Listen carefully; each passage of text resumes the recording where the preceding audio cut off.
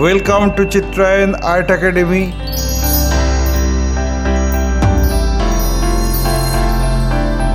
Today I am going to show you how to draw Shab E Barat festival on pencil sketch. Let's start. At first I am drawing the rough sketch of the composition. After finishing the rough sketch, then I am going to finalize the drawing with a single line.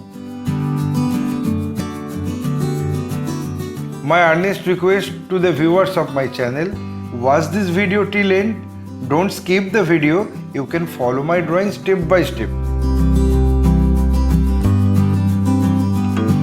If you are enjoying my work, then please click the like button, subscribe and share my channel and press the bell icon to get regular notification for upcoming video.